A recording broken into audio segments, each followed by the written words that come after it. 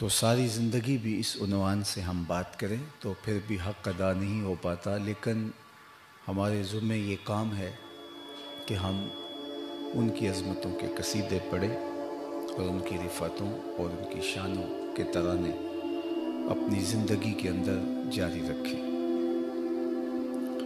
اور حضور کی مدح کا قیام باقاعدہ دین کا قیام ہے، اور اگر یہ فریضہ کسی سے چھوٹ گیا تو اس سے اہم فریضہ چھوٹ گیا۔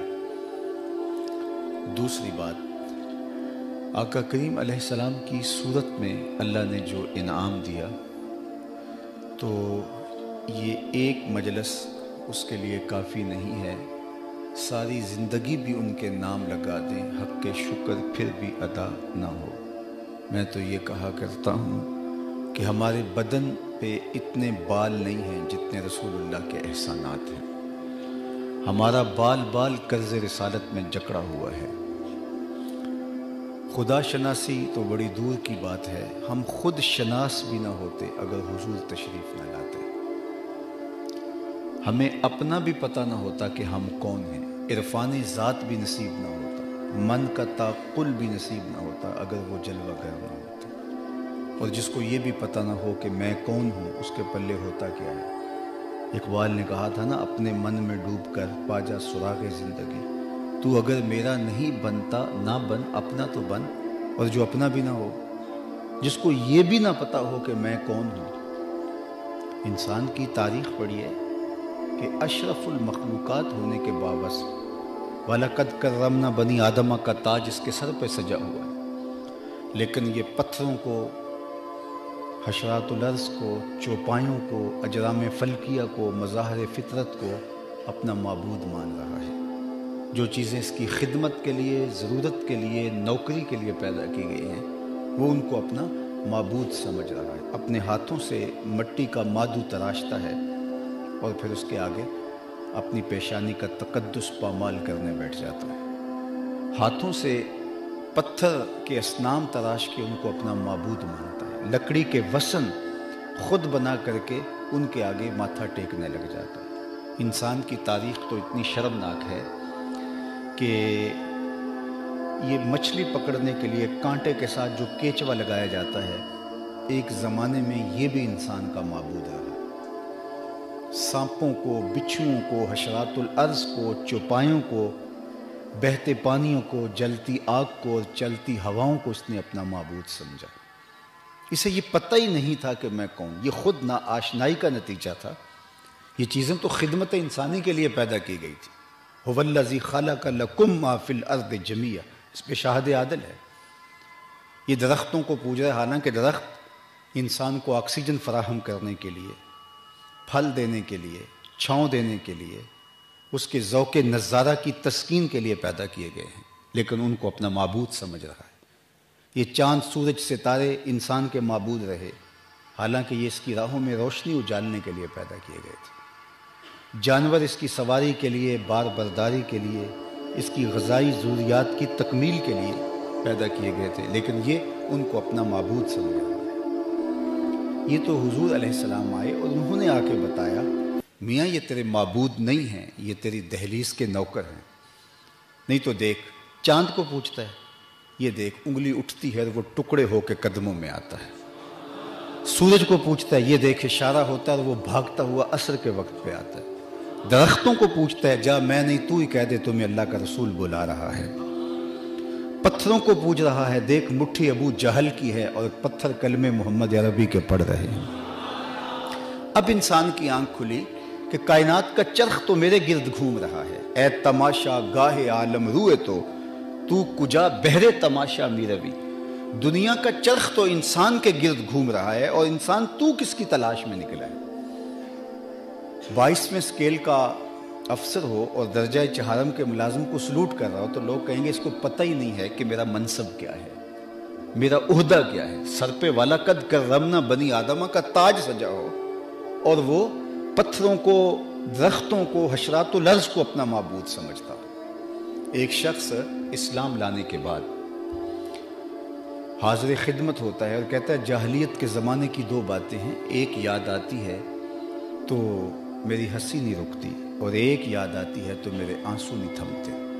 پوچھا وہ 2 باتیں کون سی ہیں؟ کہا وہ بات جو مجھے یاد آتی ہے تو میری ہنسی نہیں رکتی، وہ یہ کہ میں ایک مسافت پہ جانا تھا تو سامان باندھا، تو سامان میں سفری خدا بھی رکھ لیا، چونکہ گھر کا معبود الگ ہوتا تھا، معبد میں الگ رکھے ہوئے ہوتے تھے، اور دفتر میں کاروباری مرکز میں الگ خدا ایک کونے میں رکھ دیا جاتا۔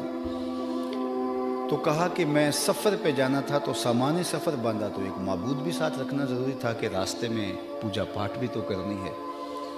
لیکن وہ پتھر کا معبود جب سامان میں رکھ کے سامان اٹھانے لگا تو سامان زیادہ بوجھل ہو گیا، تو میں نے کہا میں تو اپنے خدا کے بوجھ تلے دب کے مر جاؤں گا، تو کوئی ہلکا پھلکا معبود ہونا چاہیے۔ تو میں نے آٹا گوندھ کر کے اس کا ایک چھوٹا سا معبود تیار کیا اور پھر اس کو دھوپ میں رکھ کے خشک بھی کر لیا۔ کیسا خدا ہے جو گیلا بھی ہوتا ہے اور خشک بھی ہو جاتا ہے۔ تو کہا کہ خیر میں اس کو اپنے سامان میں باندھ لیا اور سفر جاری ہو گیا۔ جو میرا اندازہ سفر تھا، توشہ سفر اس کے مطابق لیا تھا، وہ تھوڑا سا آگے چلا گیا تو توشہ ختم ہو گیا۔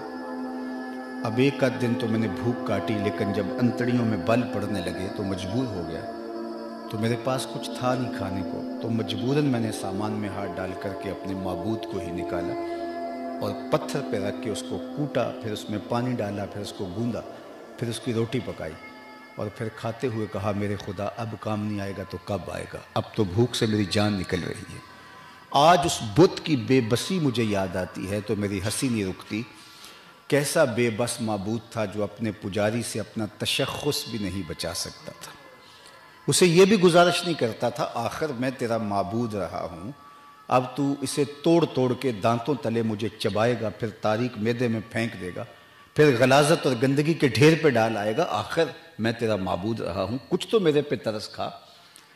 تو مجھے بتاؤ کہ انسان فہم و ادراک کے باوصف کتنی ظلمتوں کا مارا ہوا تھا، شعور اور بندگی کا نور اور ایک خدائے وحد کے سامنے جھکا کر کے حقیقی تصور جو ہمیں ہمارے مصطفیٰ جان رحمت نے دیا، ورنہ آج ہماری پیشانی بھی رسوا ہو رہی ہوتی، آج ہم بھی در بدر ٹھوکریں کھا رہے ہوتے، ہمیں خود آشنائی بھی نہ ہوتی۔ اور آج دیکھیے، آج جب حضور کے در سے آشنائی ملی ہے تو آج اسی انسان کا لہجہ تبدیل ہو گیا جو بت کے آگے ہاتھ جوڑ کر کے اس کو اپنا معبود مان رہا تھا، پیپل کی جڑوں کو خدا مانتا تھا اور برگد کے ریشوں کو لٹکتے ہوئے ریشوں کو اپنا معبود مانتا تھا، مٹی کے مادوں کو اور پتھر کے اصنام کو اور لکڑی کے اوثان کو اپنا خدا مانتا تھا، مظاہر فطرت کو اجرام فلکیہ کے آگے ماتھا ٹیکتا تھا، جلتی آگ کے سامنے پوجا کے لیے بیٹھ جاتا تھا۔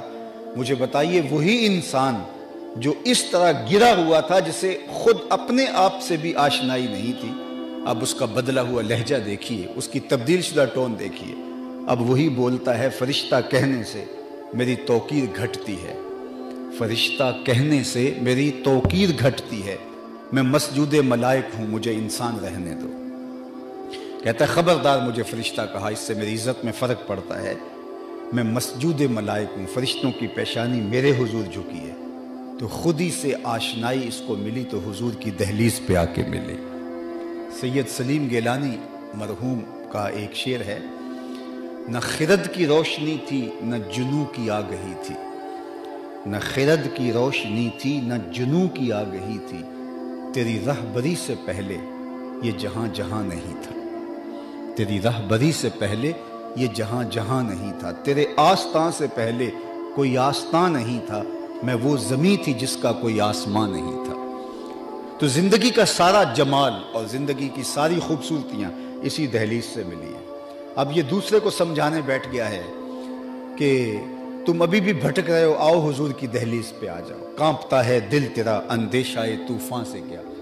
اقبال آج مبلغ بن کے پوری دنیا کو بتا رہا ہے کہ آ حضور کی چوکھٹ پہ آ، تجھے خود شناسی کا نور ملے، تجھے من کی آگہی ملے، کانپتا ہے دل تیرا اندیشہ طوفان سے کیا، نا خدا تو بحر تو کشتی بھی تو ساحل بھی تو، دیکھ آ کر کوچائے چاکے گریباں میں کبھی، کیس تو لیلا بھی تو صحرا بھی تو محمل بھی تو، وائے ناکامی کہ تو محتاج ساقی ہو گیا، میں بھی تو، مینا بھی تو، مستی بھی تو، حاصل بھی تو، آہ کس کی جستجو آوارہ رکھتی ہے تجھے، راہ تو، رہرو بھی تو، رہبر بھی تو، منزل بھی تو، بے خبر تو جوہر آئینہ ایام ہے، تو زمانے میں خدا کا آخری پیغام ہے۔ اب اس کو بتایا تو خلیفۃ اللہ علی الارض ہے، زمین پر اللہ کا خلیفہ ہے۔